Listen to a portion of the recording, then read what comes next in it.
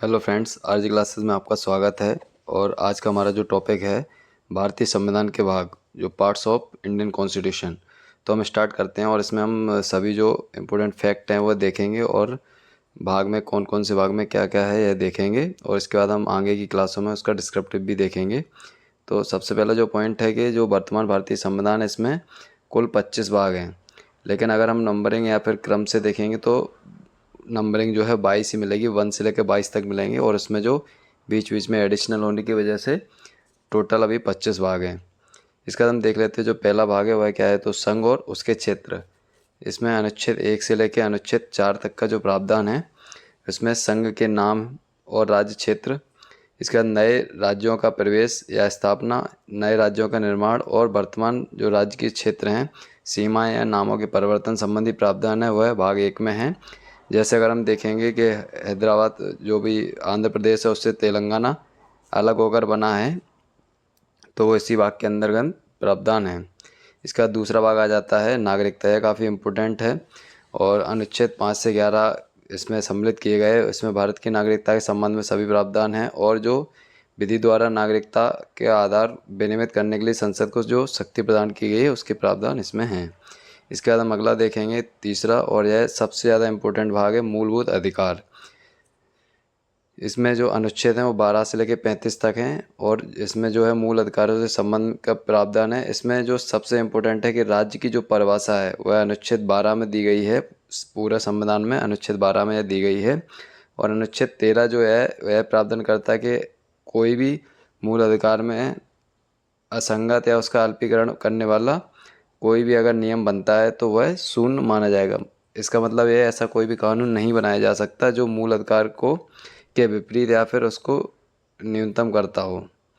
इसके बाद हम अगला देख लेते हैं भाग 4, राज्य के नीति निर्देशक तत्व। तो इसमें जो है अनुच्छेद 36 से लेकर 51 तक हैं और इसमें राज्य के लिए कुछ उपबंध किए गए हैं कि अगर राज्य की स्थिति अच्छी है तो वह इन उपबंधों को लागू करके उनके जो क्षेत्र के व्यक्ति हैं उनके लिए सर्वोच्च कार्य कर सके। लेकिन ये जो है राज्य के लिए अनिवार्य नहीं है और इन्हें जो है किसी भी न्यायालय द्वारा व्यक्ति को दिलाया नहीं जा सकता, जबकि मूल अधिकार व्यक्ति को जन्म से ही प्राप्त होते हैं और किसी भी न्यायालय द्वारा प्रवर्तित कराए जा सकते हैं। इसका अगला भाग देखते हैं 4A, मूल कर्तव्य, जो अनुच्छेद 51 का में है। इसमें जो है भारत के जो लोग हैं इसमें राज्य जैसे राज्य को और मूल अधिकार दिए गए, इसी प्रकार व्यक्तियों के कुछ कर्तव्य भी हैं उनके लिए उसमें इसमें प्रावधान किए गए हैं, जिसकी वर्तमान में जो संख्या है वह 11 है। और यह मूल संविधान में नहीं था, लेकिन 42वें संविधान संशोधन 1976 द्वारा इसे संविधान में सम्मिलित किया गया है। भाग 5 जो है वह संघ से रिलेटेड है और उसमें अनुच्छेद 52 से 151 तक आते हैं। इसमें जो शक्ति पृथक्करण का सिद्धांत है उसको शामिल करते हुए जो संघीय कार्यपालिका है तथा संघीय न्यायपालिका है इसके संबंध में प्रावधान किए गए, जैसे राष्ट्रपति का पद है, उपराष्ट्रपति है, संसद है, उच्चतम न्यायालय है, या फिर कह सकते हैं कि सेंट्रल गवर्नमेंट से रिलेटेड जो भी हैं वह इसमें प्रावधान किए गए हैं। इसके बाद अगला आ जाता है भाग 6, राज्य।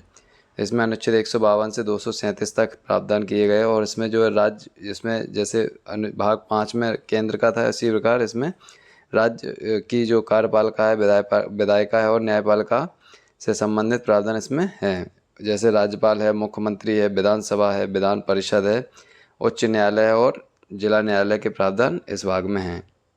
इसका जो 7वां भाग है इसे 1956 ये 19 दो बार हो गया है तो इसको एक बार हटा लेंगे, तो जो 7वां संविधान संशोधन था वो 1956 में हुआ था, इसके द्वारा इसे हटा दिया गया है। इसके बाद भाग 8 देख लेते हैं कि केंद्र शासित प्रदेश। तो संघ हो गया, राज्य हो गया, इसके बाद जो केंद्र शासित प्रदेश होते हैं उसके भी कुछ उपबंध हैं। इसे 239 से 242वें अनुच्छेद में रखा गया है। इसमें संघ राज्य क्षेत्र का जो प्रशासन होता है उसके संबंध में उपबंध मिलते हैं। इसके बाद एक और भाग है भाग 9 और यह भी काफ़ी इम्पोर्टेंट है, जो पंचायतों से संबंधित है और इसे 73वें संविधान संशोधन द्वारा जोड़ा गया है।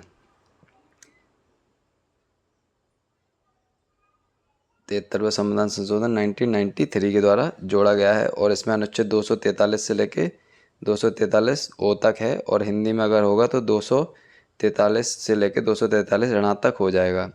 इसके बाद है अनुच्छेद भाग 9 का, ये नगर पालिकाओं से संबंधित है।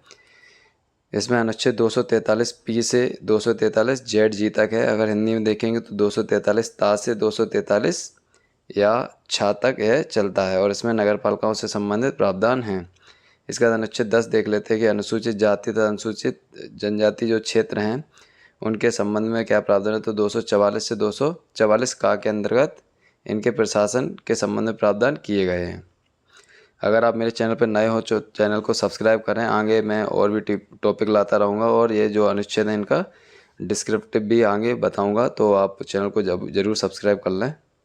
इसके बाद हम देखते हैं कि भाग 11, यह संघ और राज्य का जो संबंध है उससे संबंधित है और इसमें 245 से अनुच्छेद 243 के मध्य हैं। तो इसमें जो 245 से 255 है, इसमें केंद्र और राज्य के मध्य जो विधायी शक्तियाँ हैं उनका जो वितरण है वो है। इसके बाद अनुच्छेद 256 से 261 में केंद्र तथा राज्यों के मध्य जो प्रशासनिक शक्ति हैं उनका वितरण है और 262 में जल संबंधी जो निपटारा है, जैसे केंद्र और राज्यों के बीच में या राज्य के बीच में है तो उससे संबंधित प्रावधान है। और अनुच्छेद 263 जो है उसमें राज्यों के मध्य समन्वय स्थापित करने के लिए अंतर्राज्यीय परिषद के संबंध प्रावधान है। यह काफ़ी इंपॉर्टेंट अनुच्छेद है 263, अंतर्राज्यीय परिषद से संबंधित है। इसके बाद भाग 12 देख लेते हैं कि भाग 12 जो है वित्त संपत्ति इत्यादि उपबंध से संबंधित है। इसमें 264 से 300 ए तक इसमें आते हैं। इसमें वित्त आयोग वगैरह सब इसी में आते हैं। अनुच्छेद 300 ए यह काफ़ी इंपॉर्टेंट है क्योंकि जो संपत्ति का मूल अधिकार था अनुच्छेद 19 में उसे हटाकर ख़त्म करके इसे एक विधिक अधिकार बना दिया गया है।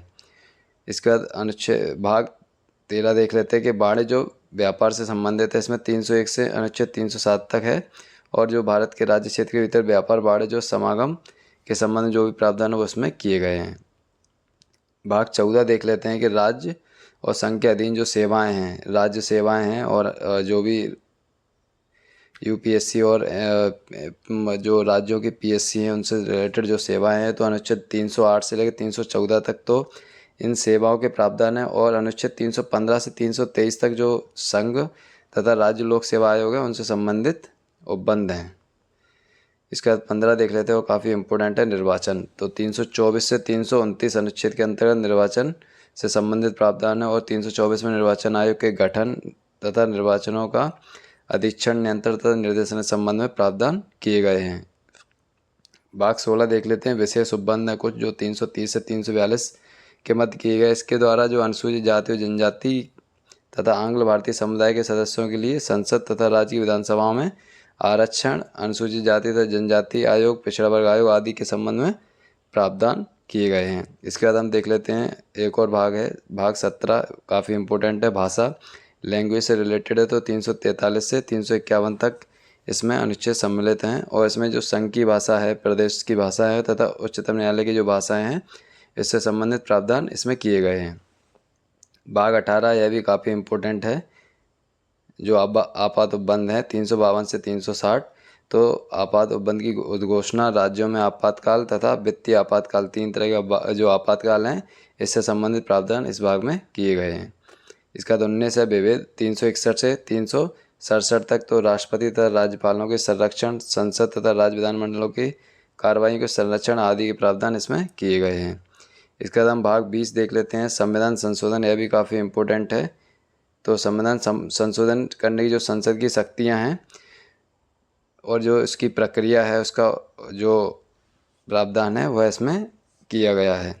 इसके बाद भाग 21 देख लेते हैं जो ज़्यादा इम्पोर्टेंट नहीं है, अस्थायी संक्रमणकालीन और विशेष उपबंध हैं जो 369 से 392 तक हैं। और उसके बाद संविधान का जो आखिरी भाग है, संक्षिप्त नाम है, प्रारंभ है।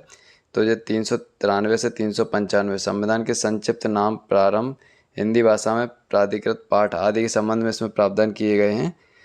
इस प्रकार हमारे 22 जो मूल भाग हैं वो हमने कवर कर लिए हैं। तो आपको अगर वीडियो अच्छी लगा हो तो वीडियो को लाइक करें और चैनल को सब्सक्राइब करें ताकि आगामी वीडियो भी आपको प्राप्त होती रहें। धन्यवाद।